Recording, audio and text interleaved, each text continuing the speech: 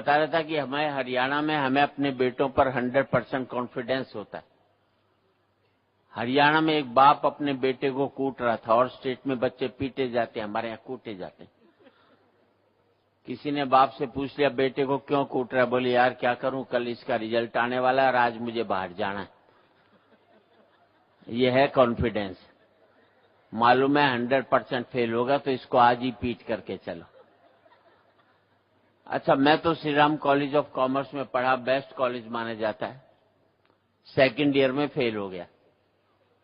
मैंने अपने बाप को 6 महीने तक पता नहीं लगने दिया कि मैं फेल हो गया।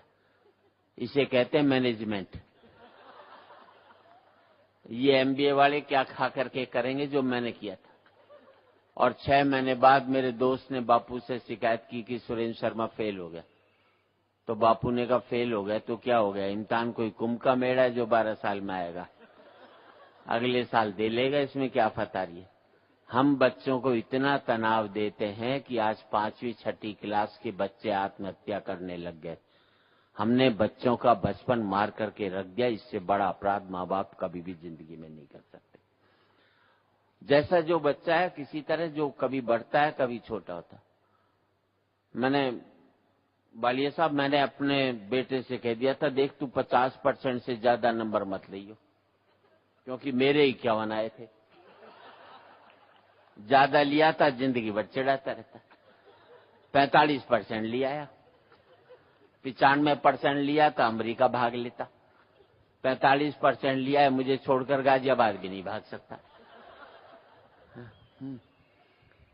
और मैं बात पर आपका इस पर आशीर्वाद चाहूंगा साहब, मेरा सुख ये नहीं है कि मेरा बेटा अमेरिका में बैठकर 5 लाख रुपया महीना कमा रहा है। मेरा सुख ये है कि मेरा बेटा 30,000 रुपया महीना कमा रहा है, लेकिन शाम का खाना मेरे साथ बैठ करके खा रहा है। हमने जिंदगी में सारे सुख पैसों में तब्दील कर दिए तब जाकर के मुल्क में भ्रष्टाचार पैदा हुआ। पैसा एक सुख माना जाता था, अब हमने उसको एकमात्र सुख मान लिया, तब जाकर के भ्रष्टाचार पैदा हुआ। और इस हद तक पैदा हुआ कि मैं कीड़े मारने की दवाई लाया था, उसमें भी कीड़े पड़ गए। कीड़े नहीं मरे तो भ्रष्टाचार है, कीड़े पड़ जाएं तो ये। और मैं तो यहाँ पर बच्चे काफी संख्या में हैं, और हरियाणा में बच्चे तो प्रैक्टिकल होते हैं। वो बाप टीचर ने बच्चे से पूछ लिया, मान ले एक खेत को 15 आदमी 20 दिन में जोतते हैं, तो उसी खेत को 25 आदमी कितने दिन में जोतेंगे। तो बच्चा खड़ा हो लिया, बोले मास्टर जी एक बार बता, जब खेत एक बार जुत गया तो दोबारा जोतने की क्या जरूरत पड़ी भाई, जो काम हो गया उसे बार बार क्यों करवाना चाह रहे हो। अच्छा, बच्चे घर की पोल पट्टी भी खोल देते हैं। अब यहाँ बच्चे तो बच्चों से संबंधित ही बात कर, बच्चे घर की पोल पट्टी खोल देते हैं। वो मास्टर ने बच्चे से पूछा, मान ले मैंने तेरे फादर को 1 लाख रुपए दिए 10% इंटरेस्ट, 2 साल बाद तेरे पिताजी कितने रुपए लौटाएंगे। बच्चा बोला जी एक भी नहीं। मास्टर ने चाटा मारा, बोले बेटे तुम हिसाब नहीं जानते। बच्चा बोले मास्टर जी मैं तो हिसाब जानता हूं, पर आप मेरे बाप को नहीं जानते, उन्होंने आज तक किसी का नहीं लौटाया, तो तेरा कहां से लौटाएगा। अच्छा, यहाँ पर तो सरीन साहब बच्चे कंट्रोल में भी रहते हैं। अमेरिका चले जाओ तो माँ बाप की छाती पर डिस्को करते हैं, क्योंकि पहली क्लास में टीचर बच्चों को पढ़ा देता है, माँ बाप चाटा भी मारे तो 911 को फोन कर देते। अब बच्चों को पीटना अमेरिका में कानूनी अपराध है, जो पीटते हैं उसे जेल भेज देते। हिंदुस्तान में एक कानून बना दो तो सुबह माँ जेल में जावे, शाम को बाप जावे, बच्चे दोनों का नंबर बांध दे, घर में टिकने नहीं दे। अच्छा, हिंदुस्तान में बाप अगर बेटे को नहीं कूटे तो उसकी आत्मा ही शांत नहीं होती, क्योंकि उसके बाप ने उसे कूटा हुआ होता है, तो बदला निकालता है।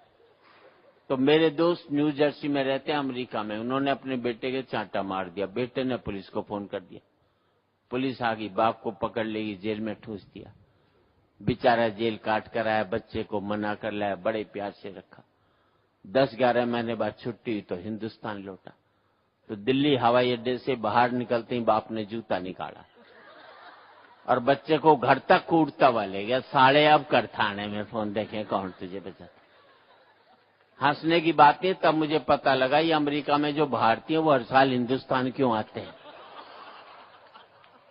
पहले मैं यही समझता था देश से बड़ा प्यार करते, तब पता लगा बच्चे कूटने के लिए हिंदुस्तान में आते हैं। हंसी मजाक की सैकड़ों बातें हैं और मेरा तो इतना ही कहना है कि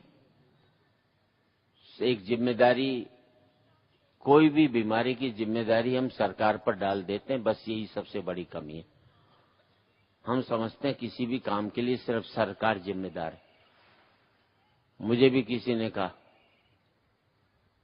कि बोले बच्चे भगवान की देन है, फिर सरकार क्यों मना करती है। मैंने भाई नौकरी फिर भगवान से ही लो, सरकार से क्यों मांगते हो। जब उसकी देन है तो उसी से। हमें खुद अपने आप में अपना विल पावर स्ट्रांग बनानी है और ये बच्चे उस काम को बखूबी कर सकते हैं। कहीं न कहीं आज बच्चे एजुकेट कर रहे हैं, हम बच्चों को एजुकेट नहीं कर पा रहे। मैं कहीं 4 पंक्ति कहना चाहता हूं आपकी, क्योंकि कलाम साहब की 2 पंक्तियां याद हैं कि सपने वो नहीं होते जो आप सोते हुए लेते हैं, सपने वो होते हैं जो आपको सोने नहीं देते।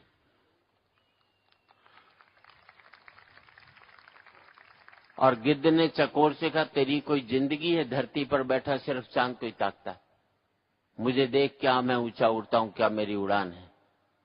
तो चकोर ने जवाब दिया ऐसी ऊंचाई और उड़ान से क्या फायदा जिसमें नजरें धरती पर पड़े मुर्दों को ही देखती रहती हैं। मैं धरती पर रहता हूं लेकिन सोच में चांद रखता हूं, तो आसमान में उड़ता है लेकिन सोच में मुर्दे रखता है। आप कहाँ रहते हैं ये महत्वपूर्ण नहीं है, आपकी सोच कहाँ बैठी है वो ज्यादा महत्वपूर्ण होती है। और सबसे बड़ी चीज इस मुल्क में जो सबसे बड़ी कमी है कि जो सर्विसेज हैं हमने उसको इंडस्ट्री बना दिया। मैं चाहूंगा ये मेडिकल एक सर्विसेज है, इसको